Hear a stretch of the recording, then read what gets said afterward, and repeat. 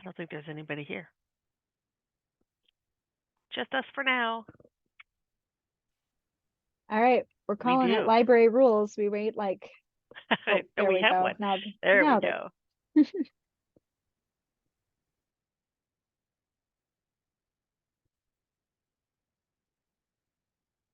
All right, welcome. I think we've got 2 attendees. We'll wait a few seconds here, maybe about 30 seconds, see if we get any other people to join, and then we'll get started. And if it's such a small group, we can definitely open up the floor and unmute everyone so we can ask questions that way. We can also use the Q&A, but sometimes it's easier to ask those follow-ups when you're unmuted.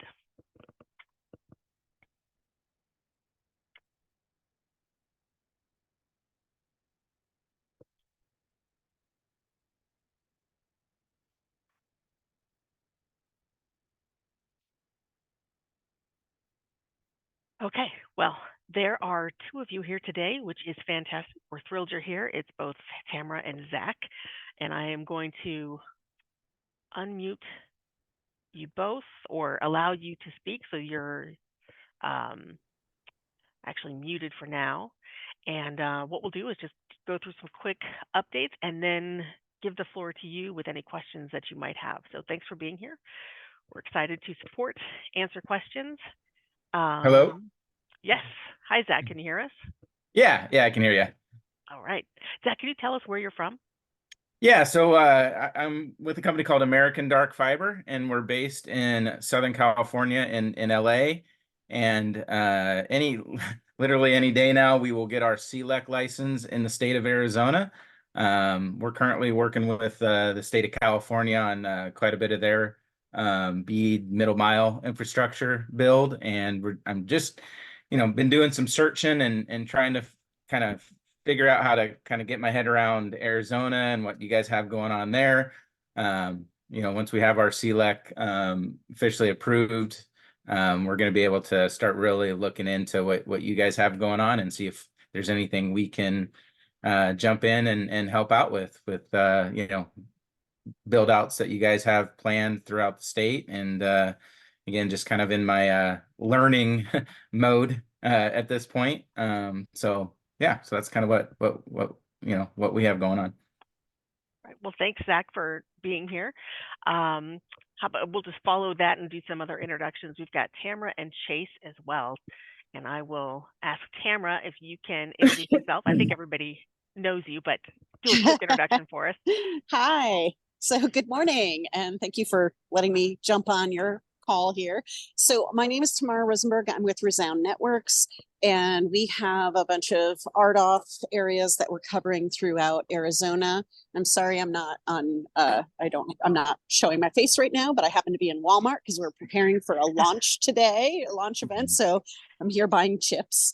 And basically, I've been coming to all of these calls because I want to make sure that we understand what everybody else's concerns are, and we're always looking for great partnerships. And I think that's pretty much it. And Kelly, I will see you, I think, on Bisbee in Bisbee tomorrow. Great. Is Friday. That tomorrow? Friday. Sorry. Yep. Yeah. So I will get to finally meet you in person. Well, that's fantastic. I'm glad you'll be there. Thanks for the introduction, Tamara. And then, I'm sorry, I've been saying your name wrong. And then we also have Chase. Chase, can you unmute and introduce yourself for us, please?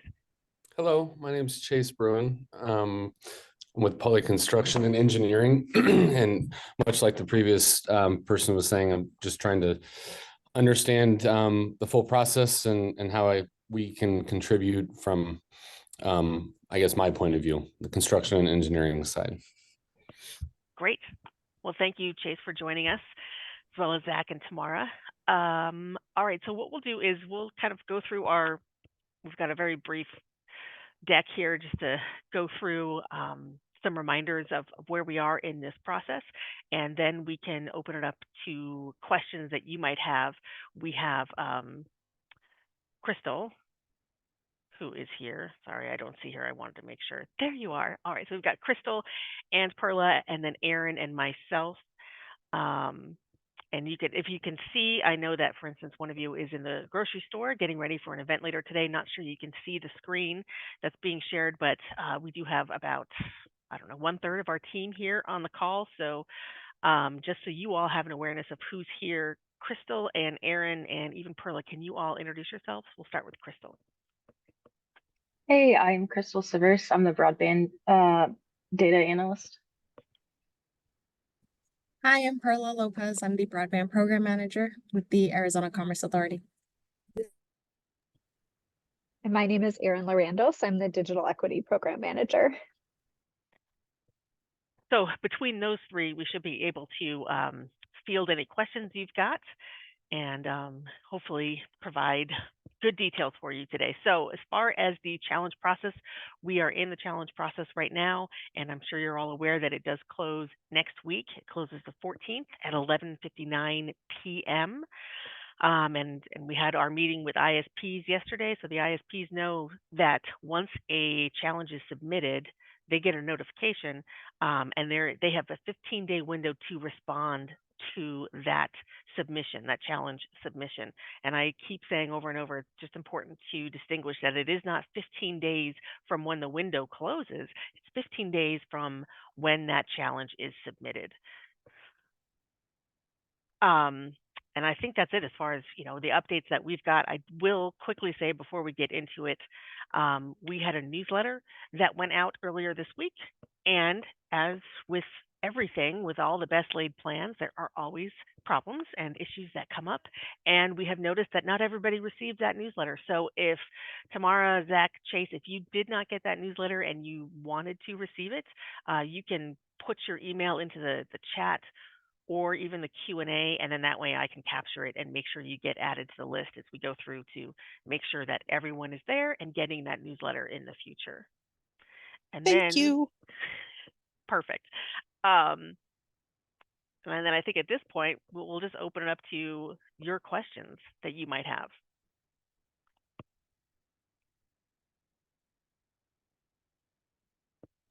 So as I mentioned, I don't really have questions per se. I just, you know, I've been coming to these because I really want to understand what folks, what other challenges folks might have where they may be looking for a partner, or where we can, where somebody might have questions about what we're doing. So, but I always want to be here because I feel like each time there's a little bit more and different information on each of these calls. So thank you for holding them. And maybe Yeah, this, absolutely. oh, go ahead, sorry. Sorry, go ahead. I was gonna say, so maybe this isn't the forum for it, but so I'm interested in any, you know, future RFPs that are coming out that we can kind of take a look at from a CLEC partnership build out standpoint. Is that something that can be discussed on this call, or is there a separate forum for that? There's going to be a separate forum for that. But that's a great question.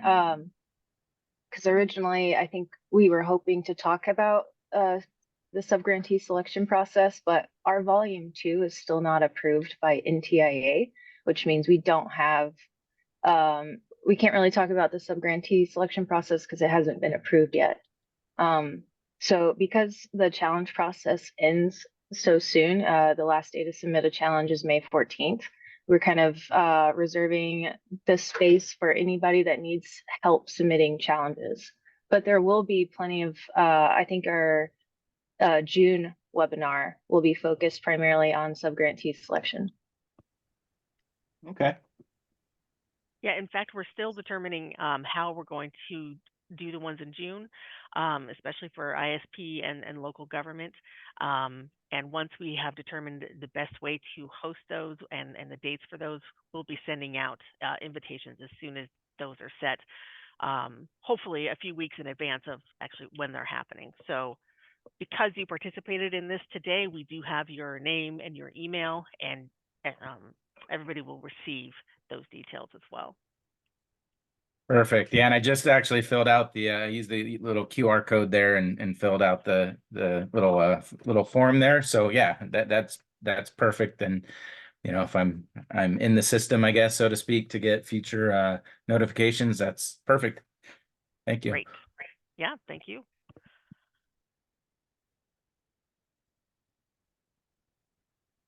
Chase, are you kind of in the same boat as Zach and Tamara, just looking to find out everything that you can to make sure that you guys are updated and know what's happening?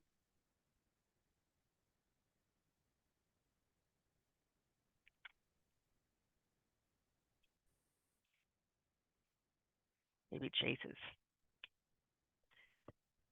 unavailable to speak at the moment. I can go ahead and dive in with some of the updates we have for the challenge process. Perfect. You want to share your screen? Yeah. Okay, right. so I'm I going will to stop share my sharing. screen. This is where I always tell everybody to start. It's our ACA webpage. If you go to azcommerce.com/broadband, and then you click on BEAD right here, and then the subcategory challenge process, this is where all the materials sit. So we did add a couple of new documents. Our approved volume 1, which describes how we're going to conduct the challenge process, is here. And so that's been here, but we've actually expanded greatly on what types of permissible evidence we'll accept. So if you do plan on submitting a challenge, or if you are challenged and you need to submit a rebuttal, I would highly encourage you to take a look at these documents. This is kind of the foolproof way of making sure that your evidence makes it to our office and we can accept your challenge, or that we accept your rebuttal evidence. So when you click on those documents, it'll take you to this PDF. There's more information about each challenge type. So for example, availability challenges. These are all the types of challenge reasons here. We also added reverse availability. So after we've had a lot of input from ISPs that some of their data was dropped off of the FCC's map, meaning when they submitted their service area to the FCC for whatever reason would drop a couple of households. So that's why we added the reverse availability code to the challenge process. We do require evidence that you submitted to the FCC, or that you plan to submit to the FCC again, and whatever additional evidence is described here. Also, something that we've been seeing are a lot of planned service area challenges, which is completely acceptable. It's code P right here. So if you have a planned service area that's supposed to be built out before June 30th, we encourage you to take a look at this documentation list that we are requiring. So we will require that you fill out the bulk template CSV on our website. And so when you do that, you're basically putting in information about the location ID, what type of technology you're going to use, what type of maximum upload and download speed you're going to deliver, and basically an attestation that the latency will be low.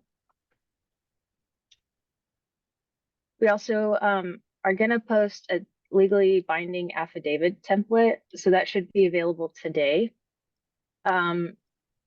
It's more of an agreement with our office, so the language shouldn't be. Our attorney took a look at it yesterday, and so it's not an issue from our perspective. So you can take a look at that template and then sign it and submit it to our office along with your planned service challenge.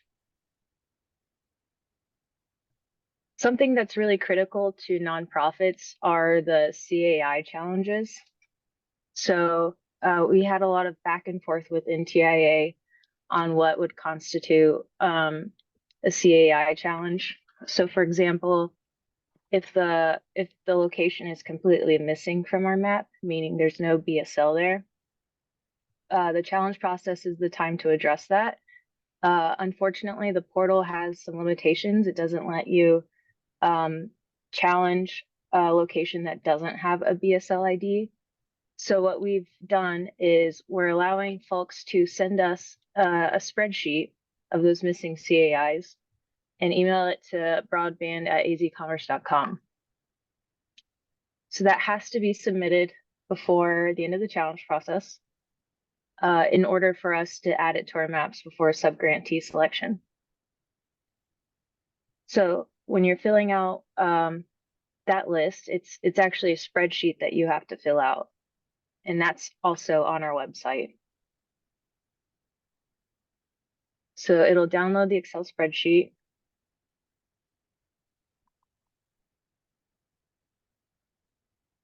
And here it has some instructions. So it tells you which fields are required.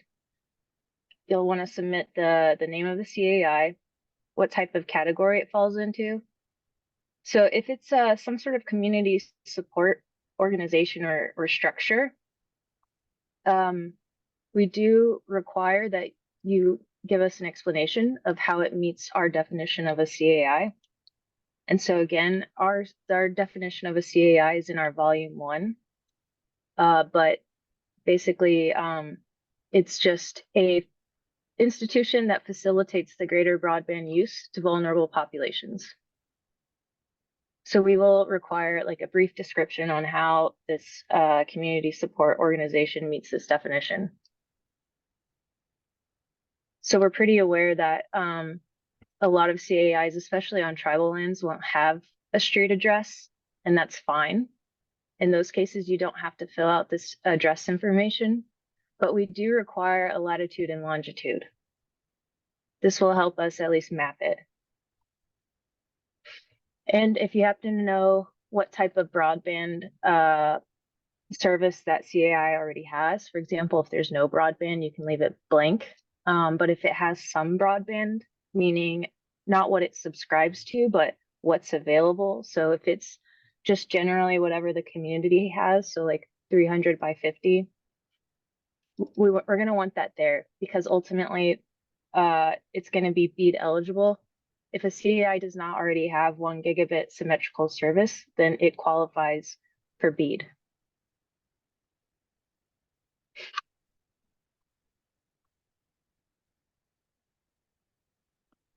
All right. Those are kind of the main topics that I wanted to go over. Again, these are the 2 documents that we added: challenge evidence requirements and rebuttal evidence requirements. And then later today, we'll also have an affidavit template in case your company can't produce one. Those are just applicable for planned service challenges. I did put those links in the chat as well. Okay, great. Thank you. Another thing that's really applicable for, well, especially nonprofits, there has been some confusion about the different challenge dashboards. So I just kind of want to go over it again. There's this summary dashboard right here. This shows the status of all challenges in the state. So it's not just your organization. It's every single challenge within the state of Arizona. So right now we have around 11,000 challenges. Several are awaiting rebuttal. And we have 1,600 completed challenges. And part of why this number is so inflated is because of area challenges. So when 6 BSLs are challenged within a census block group, it triggers an area challenge. And I can show you what that looks like. If you change the boundary to census block group, you can see all the different census block group boundaries. So I'll just zoom into one here. So this highlighted yellow part is the census block group boundary. And let's say 6 of these locations, which subscribe to Cox, are challenged. If 6 of these are successfully challenged, then it means every single BSL that has Cox technology will be challenged. And that triggers, basically that's what triggers an area challenge. So we have the summary dashboard. We also have the open rebuttal list. So anybody can see the open rebuttals. However, only challengers can rebuttal these. An open rebuttal is basically a challenge that doesn't go directly to an ISP. Meaning, if an ISP submits a planned service challenge or they submit an enforceable commitment challenge, any challenger can come in here and basically submit evidence if they believe that's not accurate.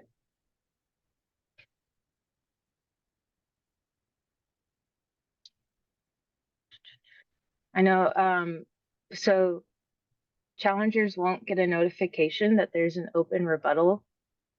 However, our office, before we accept a challenge evidence, let's say there's a massive amount of planned service area challenges, we'll go ahead and do our due diligence by contacting that county and letting them know that there's a challenge and that they could participate if they choose to.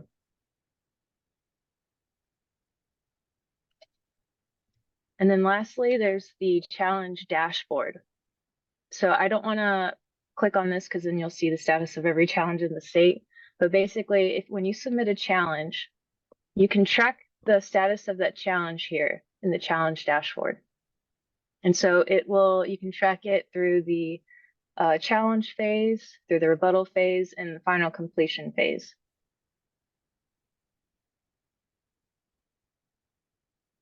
Just so you know, when you submit a challenge and you submit the evidence to our office, the evidence and your PII is not seen by anybody else. So whatever evidence that's submitted with the challenge, let's say there's proprietary information submitted with the challenge, it stays with our office. It does not move. Nobody else can see it. So the rebuttaler does not get access to that evidence. And this is mostly to protect PII and proprietary information.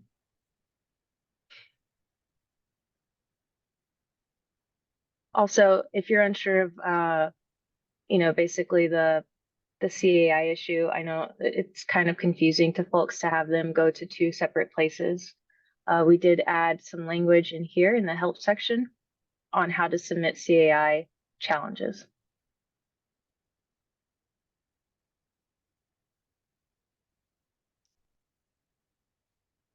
So I think that's pretty much it. Those are the major updates.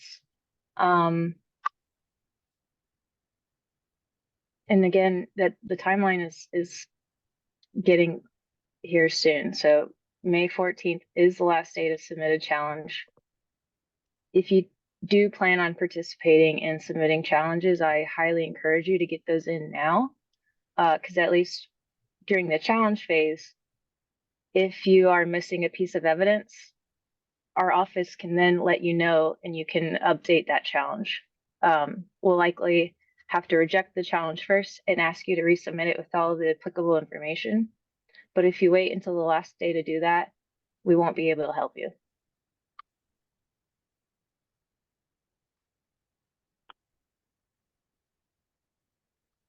Okay. Thank you, Crystal. Good information. I tried to keep up with what she was demonstrating and plug links into the chat. Are there any questions? If there are questions, you can unmute or you can put them into the chat or the Q&A. I think I have enabled everything.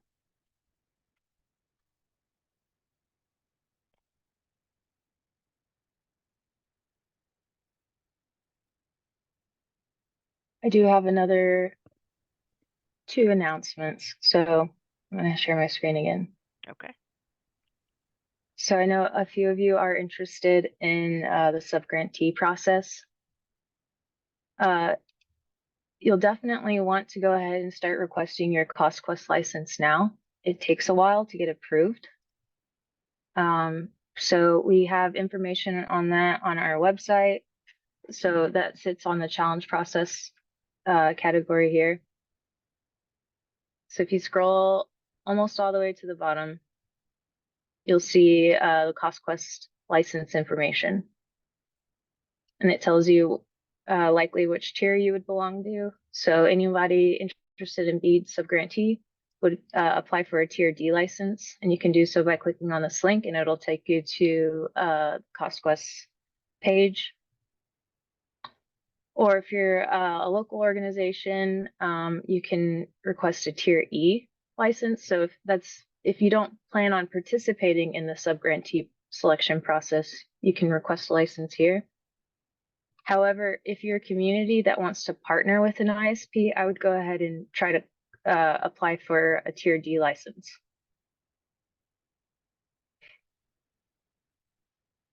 So I have heard of this process taking several months. The subgrantee selection process may start as soon as August or September. So I would go ahead and start that process now. Also, in regards to the challenge process, if you need assistance submitting challenge, we're more than willing to help.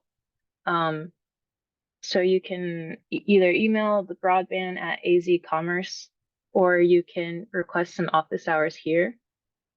It'll take you to our calendar. We've opened up additional slots for office hours since it's so close to the end of the challenge process. So you can reserve these times here.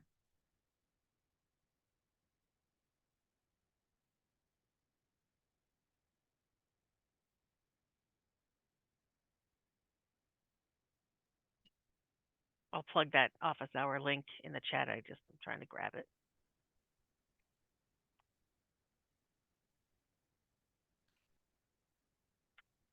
Oh yeah, there are a lot more times available. There's some time tomorrow and a lot more times next week, which is fantastic. Thank you, Crystal, for adding those. All right, here's the office hour link. I definitely recommend those office Sorry, hours. I was just gonna say, Tamara, I saw your comment that the connection might be choppy. So I think we're gonna post this recording soon, so you'll at least be able to reference it again.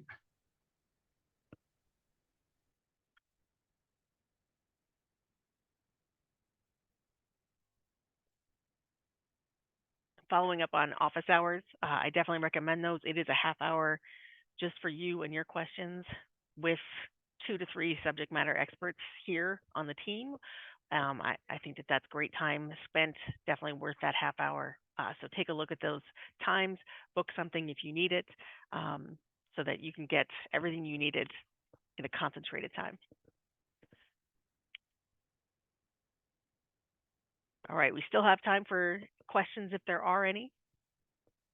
I'll leave the floor open for another minute, but Crystal or Aaron, is there anything else you want to share before I start telling people it's okay to drop off?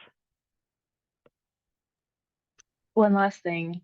Okay. I know a lot of folks, nonprofits and local government have reached out to us about the CAIs. And it's basically the way that we collected CAIs. First, we started with federal data sets, which gave us complete information, although some of it was probably outdated. And then we reached out to local communities and asked them to submit CAIs.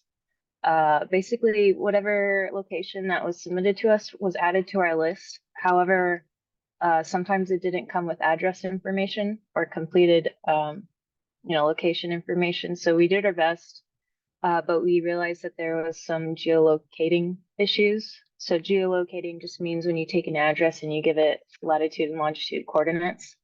So some CAIs appear to be in the wrong city and sometimes county. Just know that we're addressing it. We should have a cleaner data set this week or next. So that data set will be used for subgrantee selection process, along with any additional CAIs that are submitted to us and any that are challenged during the challenge process.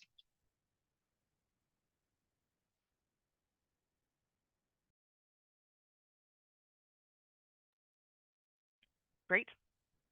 Aaron, anything you want to share, need to share? No? Not today. Thank you for the opportunity, though. Sure, sure. All right, well, if Crystal doesn't have any more updates to share and there are no other questions, feel free to drop off. We'll stay on for about another minute in case there are any last minute questions. But thank you for joining us today. Definitely take advantage of those office hours if you can. And like Crystal said, this will be posted on our website probably within the next week or so. So we do try to house all of our webinar recordings there. Thanks, everybody.